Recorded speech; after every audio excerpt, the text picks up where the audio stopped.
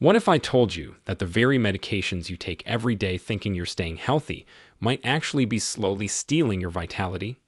This is not some fringe theory. Behind the scenes, scientists and geriatric specialists have been sounding the alarm about certain drugs that cause devastating effects in adults over 65. Yet these medications remain some of the most prescribed drugs in America. The problem is that most doctors simply do not have time to explain every risk. So you don't get the explanation to why your parents suddenly became confused. You don't know why your spouse keeps falling. And they certainly do not have time to walk you through what a landmark study from Johns Hopkins revealed. Researchers found that adverse drug reactions send over 2 million older adults to emergency rooms every single year. 2 million. And the truly shocking part: most of these emergencies were completely preventable. The drugs we are about to discuss have been hiding in plain sight. They sit innocently in medicine cabinets across the country. Your loved ones take them every morning without fully understanding the risks, and wait until you hear about number 2 on our list. The evidence against this common medication is so compelling that researchers called it a public health crisis that demands immediate attention. So here is what the latest science wants you to know. Before we dive in, I have 2 questions for you. First, how many medications does your loved one currently take each day? Second, has anyone explained all the potential side effects to them? Drop your answers in the comments below. We are reading and replying to each and every comment. Now, without any further ado, let's get started. Number 5. Diphenhydramine, Benadryl, and sleep aids. Starting at number 5 on our list is a medication that millions of seniors reach for every single night. Diphenhydramine is the active ingredient in Benadryl and countless over-the-counter sleep aids like Tylenol PM, Zizquil, and Advil PM. You can buy it anywhere without a prescription. This easy availability makes people assume it must be safe. That assumption could be harming your loved one's brain. Diphenhydramine belongs to a class of drugs called anticholinergics.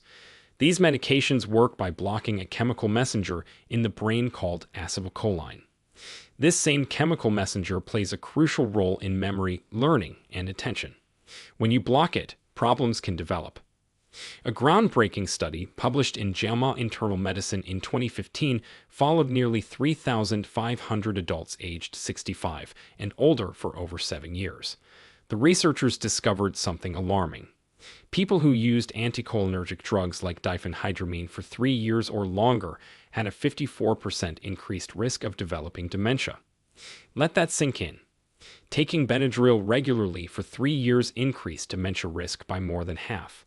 The problem gets worse when you understand how aging changes the body. As we get older, our livers and kidneys become less efficient at clearing medications. This means diphenhydramine stays in an older person's system much longer than in a younger person. A dose that would wear off in 4 hours for a 30-year-old might linger for 12 hours or more in someone over 65. During all that time, the drug continues blocking acetylcholine in the brain. The effects are cumulative. Each dose adds to the burden, and the brain of an older adult is already more vulnerable because acetylcholine levels naturally decline with age. Many seniors do not even realize they are taking this drug. It hides under dozens of brand names.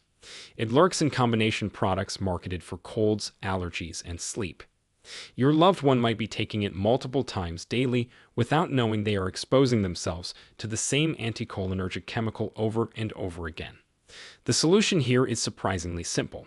For allergies, newer antihistamines that do not cross into the brain work much better for older adults. Cetirizine, which is Zyrtec, and loratadine, which is Claritin, provide effective allergy relief without the cognitive risks. For sleep problems, the answer requires a different approach entirely. Cognitive behavioral therapy for insomnia has been proven more effective than any sleep medication in the long term. A 2016 study from the American College of Physicians found that cognitive behavioral therapy produced better sleep outcomes than medications and had 0 side effects. Low-dose melatonin, typically around 0.5 milligrams to 1 milligram taken 2 hours before bed, can also help regulate sleep cycles naturally. The key is addressing why sleep is disrupted rather than sedating the brain into submission. Talk to a doctor about tapering off diphenhydramine slowly and implementing these safer alternatives instead. Before we continue, if you found this helpful, hit that like button so we can get this information in front of more people who need it. YouTube shows this video to more seniors every time you hit like. Don't forget to subscribe. We've got more powerful senior health tips videos coming every day, and you don't want to miss the next one. Number 4.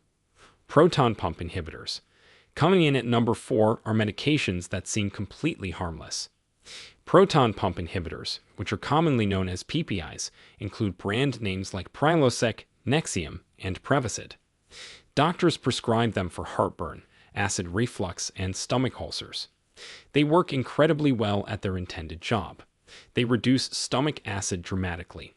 But that very effectiveness creates serious problems when these drugs are used long-term by older adults. Stomach acid exists for important reasons. It helps break down food so nutrients can be absorbed. It kills harmful bacteria before they can infect you. It activates enzymes needed for proper digestion. When you suppress stomach acid for months or years, the consequences ripple throughout the entire body.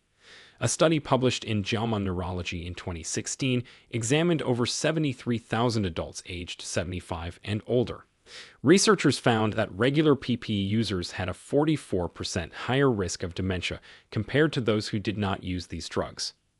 Another study in the Journal of the American Geriatric Society found that PPIs increased the risk of hip fractures by 35% in older adults. The fracture connection makes perfect sense when you understand the science. Calcium requires stomach acid for proper absorption. When you block acid production, calcium cannot be absorbed efficiently. Over time, bones weaken. For an older adult who already faces increased fracture risk, this medication-induced calcium malabsorption can be devastating. A single hip fracture in someone over 65 leads to death within 1 year in 20% to 30% of cases. These are not abstract statistics. These are real people whose bones broke because their heartburn medication was interfering with calcium absorption. PPIs also increase the risk of serious infections. Remember how stomach acid kills bacteria. Without that protection, dangerous bacteria like Clostridium difficile can survive passage through the stomach and colonize the intestines. C. diff infections cause severe diarrhea, dehydration, and can be fatal in older adults. A meta-analysis combining data from multiple studies found that PPE use increased C. diff infection risk by 65%. The path forward involves understanding why acid reflux happens in the first place. For most people, lifestyle modifications can dramatically reduce symptoms. Eating smaller meals reduces pressure on the stomach valve. Avoiding food within 3 hours of bedtime prevents acid from pooling while lying down. Elevating the head of the bed by 6 inches uses gravity to keep acid where it belongs. Losing excess weight removes pressure from the abdomen. Identifying trigger foods, which commonly include coffee, chocolate, alcohol, and spicy dishes, allows targeted avoidance rather than wholesale acid suppression. If medication is truly necessary, using PPIs at the lowest effective dose for the shortest possible time minimizes risk. Many people who have taken PPIs for years can gradually taper off with their doctor's guidance and manage symptoms through these natural approaches instead. Number 3. Benzodiazepines. At number 3, we encounter medications that doctors have been prescribing for anxiety and sleep for over 50 years. Benzodiazepines include household names like Xanax, Valium, Ativan, and Klonopin. These drugs work by enhancing the effect of a calming neurotransmitter called GABA in the brain. They produce rapid relaxation and sedation, and they are creating significant harm among older adults that often goes unrecognized. The American Geriatric Society explicitly lists benzodiazepines on its Beers criteria, which is a list of medications that should generally be avoided in people over 65. This is not a controversial position. The evidence against these drugs in older adults is substantial. A landmark study published in the British Medical Journal followed nearly 9,000 adults over 65 for 15 years. Those who used benzodiazepines had a 51% higher risk of developing dementia. The researchers controlled for factors like depression and anxiety that might otherwise explain the connection. The drug itself appeared to contribute to the cognitive decline. Falls represent another devastating consequence of benzodiazepine use in older adults. These medications cause sedation, impaired coordination, and slowed reaction times. A systematic review published in Age and Aging found that benzodiazepine users were 41% more likely to experience falls. For an older adult, a fall can change everything. It can mean a broken hip, loss of independence, nursing home placement, or death. Every year, 3 million older adults are treated in emergency rooms for fall injuries. Benzodiazepines contribute to many thousands of these preventable accidents. The dependence potential of these drugs creates additional problems. Benzodiazepines were designed for short-term use, typically 2 to 4 weeks. Yet many older adults have been taking them for years or even decades. Physical dependence develops quickly. Stopping abruptly can trigger dangerous withdrawal symptoms, including seizures. The brain becomes accustomed to the artificial GABA enhancement and cannot calm itself naturally without the drug. This creates a situation where the medication originally prescribed to reduce anxiety now causes severe anxiety whenever someone tries to stop taking it. Breaking free from benzodiazepines requires a careful, gradual approach. Stopping suddenly is dangerous and unnecessary. Working with a knowledgeable doctor, the dose can be reduced by about 10% every 1 to 2 weeks. This slow taper allows the brain to readjust gradually. During the tapering process, implementing other anxiety management strategies helps fill the gap.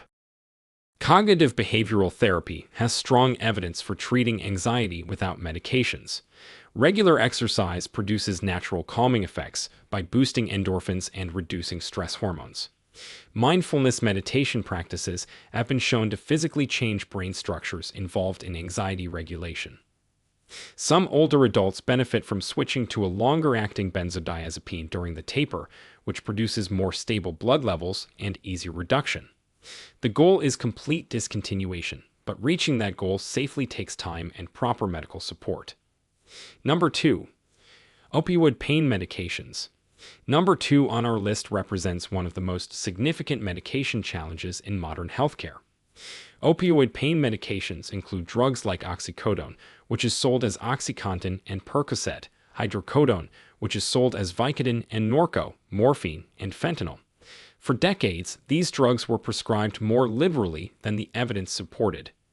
Medical organizations have since updated their guidelines significantly, but millions of older adults remain on these medications, often without understanding the full scope of risks they face. The statistics are concerning. Adults over 65 receive more opioid prescriptions than any other age group. A CDC study found that opioid-related hospitalizations among older adults increased by 34% in just 5 years. Overdose deaths in this age group have been climbing steadily, but death is only the most extreme outcome. The daily toll of opioid use in older adults includes falls, confusion, constipation so severe it requires emergency intervention, and a phenomenon called opioid-induced hyperalgesia, which means the pain medication actually makes pain worse over time. The fall risk associated with opioids in older adults cannot be overstated. A study in JAMA Internal Medicine found that opioid use increased fall risk by 400% in the first 2 weeks of starting therapy. 400%. These drugs cause dizziness, sedation, and impaired balance in everyone. In an older adult whose coordination is already affected by aging, the effects are magnified dramatically. The cognitive effects of opioids mirror those of the other drugs on this list. Research published in the Journal of the American Geriatric Society found that older adults taking opioids performed significantly worse on tests of memory and attention compared to those not taking these drugs. Long-term opioid use may contribute to lasting cognitive decline. The brain changes that occur during chronic opioid use do not simply reverse when the drugs are stopped. Finding better approaches to chronic pain is essential. First, pain in older adults deserves thorough investigation rather than reflexive prescription. Sometimes pain signals an underlying condition that can be specifically treated. Second, non-drug approaches to pain management often work better than opioids for chronic pain. Physical therapy strengthens supporting muscles and improves function. Cognitive behavioral therapy for pain helps rewire how the brain processes pain signals. Studies show that CBT can reduce chronic pain intensity by 30% or more without any medications. Acupuncture has moderate evidence supporting its use for several chronic pain conditions. Topical treatments like lidocaine patches can address localized pain without systemic side effects. Low-dose antidepressants, particularly duloxetine and certain tricyclics, can modulate pain pathways when other approaches are insufficient. For older adults currently taking opioids, working with a pain specialist to develop a comprehensive tapering plan while implementing these alternatives offers the best path forward. Number 1. Anticholinergic medications, especially bladder drugs like oxybutynin. The medication class that earns the number 1 spot on our list might surprise you. Strong anticholinergic drugs, particularly bladder medications like oxybutynin, which is sold as ditropan, tolterodine, which is sold as Detrol, and solifenacin, which is sold as Vesicare, pose extraordinary risks to older adults that most people never hear about. These drugs are routinely prescribed for overactive bladder, which is a condition that affects millions of seniors, and they may be systematically harming brain function in ways that go unrecognized. We discussed anticholinergics earlier with diphenhydramine. These bladder medications represent the most potent anticholinergics commonly prescribed to older adults. They flood the body with acetylcholine blocking effects. A 2019 study published in JAMA Internal Medicine examined medical records from over 280,000 adults aged 55 and older. The researchers found that strong anticholinergic drugs increased dementia risk by 50%. For each additional year of use, the risk climbed higher. Among the highest risk medications identified were these bladder drugs. The difficult reality of this situation becomes clear when you understand the full picture. Overactive bladder causes urgency, frequency, and sometimes incontinence. It profoundly affects quality of life. It causes embarrassment and social isolation. Seniors desperate for relief take medications their doctors prescribe. They trust that these drugs are appropriate. They have no idea that they may be trading bladder control for brain function. This is not a trade most people would accept if they were fully informed about the risks. The brain effects often go unnoticed at first. Confusion develops gradually. Memory lapses accumulate. Family members might attribute changes to normal aging. The medication connection remains hidden. A study in the Journal of Clinical Pharmacology found that older adults taking oxybutynin showed measurable cognitive decline within just 2 weeks of starting the medication. 2 weeks. Imagine the cumulative impact from years of continuous use. Better options exist for managing overactive bladder. Behavioral approaches should always come first. Bladder training involves gradually increasing the time between bathroom visits, which trains the bladder to hold more urine comfortably. Pelvic floor exercises, which are often called Kegels, strengthen the muscles that control urination. These exercises have been shown to reduce incontinence episodes by 60% or more when performed consistently. Limiting fluid intake in the evening reduces nighttime urgency. Avoiding bladder irritants like caffeine, alcohol, and artificial sweeteners can make a significant difference. Timing medication doses, particularly diuretics, for earlier in the day prevents nighttime problems. If medication becomes necessary despite behavioral approaches, newer options carry lower risk. Mirabegron, which is sold as Rebetrix, works through an entirely different mechanism that does not block acetylcholine. Studies show it is effective for overactive bladder without the cognitive side effects. Vibegron, which is sold as GEMS, represents another non-anticholinergic option. For older adults currently taking drugs like oxybutynin, discussing these alternatives with a healthcare provider could protect their most precious asset, which is their cognitive health.